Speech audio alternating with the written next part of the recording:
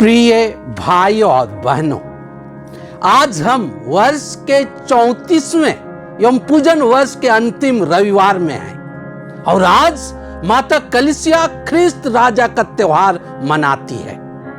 आज की पूजन विधि हमें यीशु ख्रिस्त को राजा के रूप में स्वीकार कर दुनिया के सामने उसे घोषित करने और उसके मूल्यों को जीकर उसके सच्ची प्रजा होने के लिए निमंत्रण देती है। सच्चा और अच्छा राजा किसे कहेंगे? जो निरंकुश होता और अपने हित की सोचता है। क्या वह सच्चा और अच्छा राजा या शासक हो सकता है? यीशु ख्रिस्त एक ऐसे राजा थे जो अपनी प्रजा की परवाह किए और ख्याल रखे, जो उनकी हक और अधिकार की रक्षा कर उनके न्याय की व्यवस्था की और उनके बेहतरी और उद्धार के लिए अपने प्राण अर्पित कर दिए। आज भी उसके द्वारा स्थापित राज्य कलीसिया के रूप में विद्यमान है।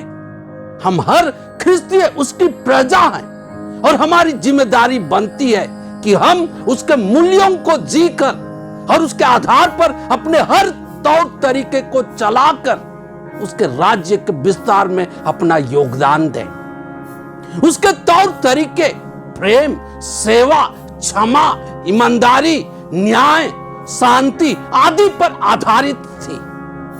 यह मूल्य संसारिक नहीं पर आध्यात्मिक थी। इसी की कामना हम हर जन हे पिता हमारे की प्रार्थना में तेरा राज्य आवे कहकर करते हैं।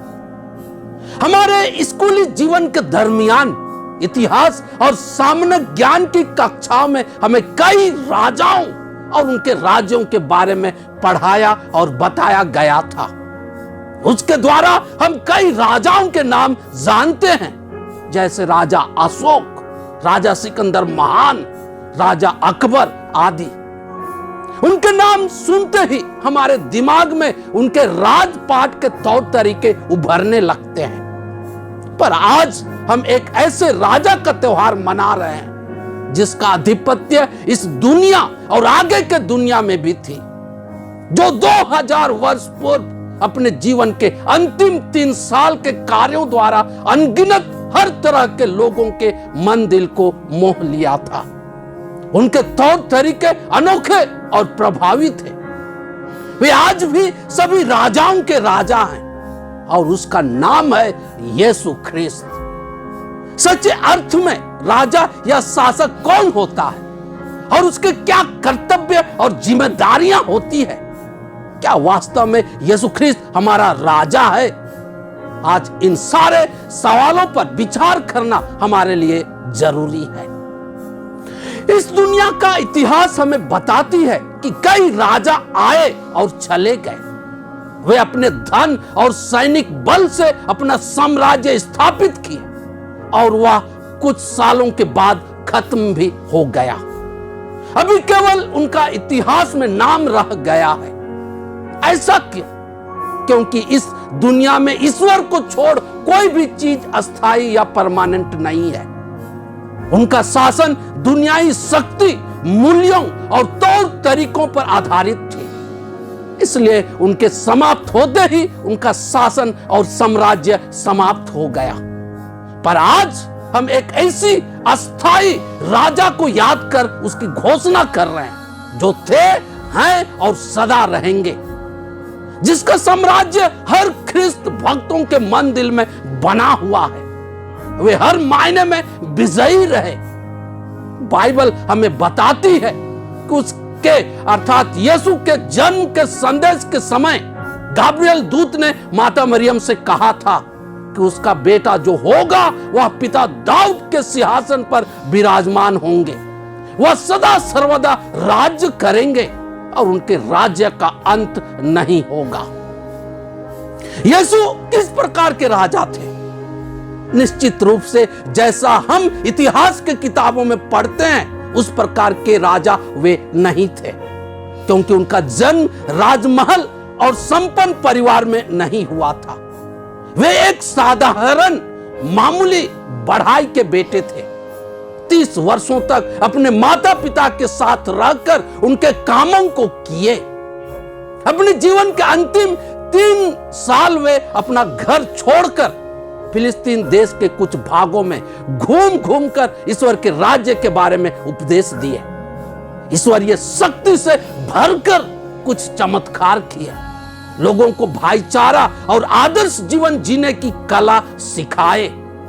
वे बार बार ईश्वर के राज्य की चर्चा करते रहे और उनके प्रचार प्रसार और लोगों को उसके प्रभाव का एहसास कराने के लिए उनके बीच कुछ आश्चर्यजनक कार्य करते रहे। दुनियाई दृष्टि से राजा कहलाने लायक उनके पास कुछ नहीं थी, ना धन दौलत, ना कोई आलीशान राजमहल, ना बंगला, ना रथ, ना कोई सैनिक, ना कोई राज दरबार और ना मंत्री और कोई सलाहकार थे। पर उनके हृदय में साधारण से साधारण लोगों के लिए भरपूर निस्वार्थ प्रेम था, सेवा की भावना थी, उनके हक और अधिकार की रक्षा कर उनके लिए न्याय की व्यवस्था करने की जुनून थी।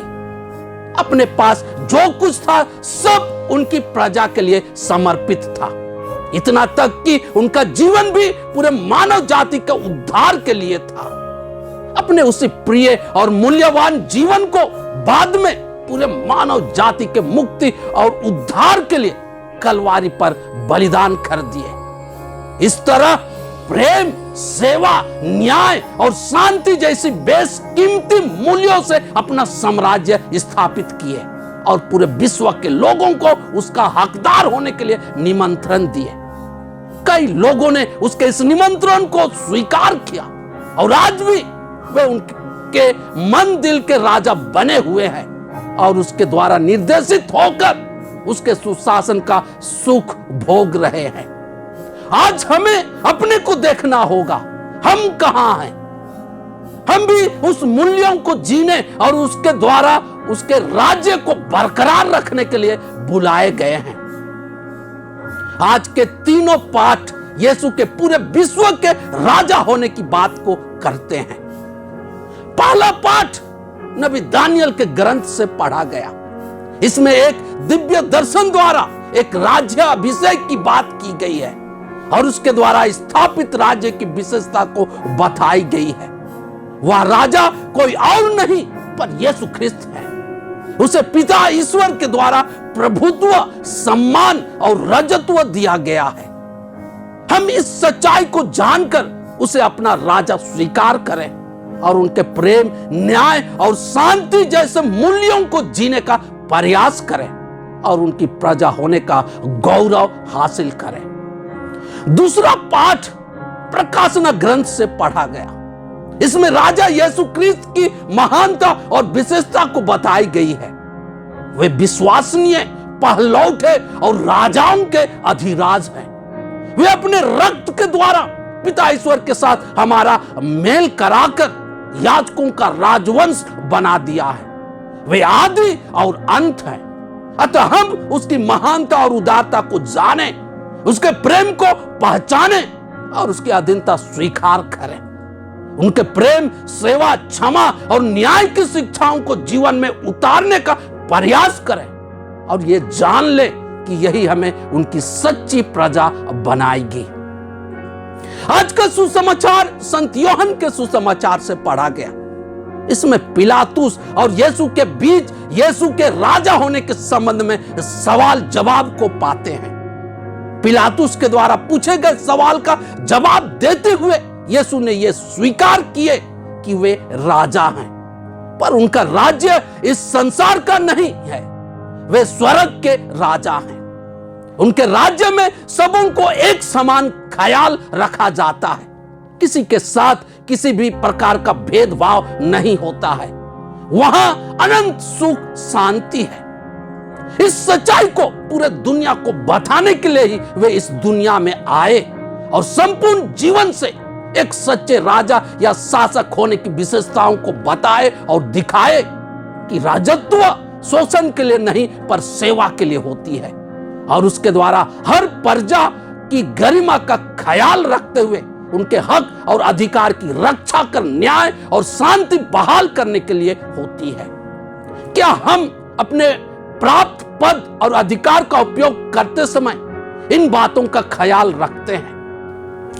अगर हम उनके मूल्यों प्रेम, सेवा, दया, क्षमा, न्याय आदि को अपने जीवन में नहीं लागू करते हैं तो उसको मुख से राजा घोषित करने का कोई मायने नहीं रह जाता है। अतः आइए यीशु ख्रीस्त के राजा होने की बात ना केवल मुख से बल्कि अपने संपूर्ण जीवन और आचरण से घोषित कर पाए। ऐसा करने में ईश्वर हमारी मदद करे। आमीन।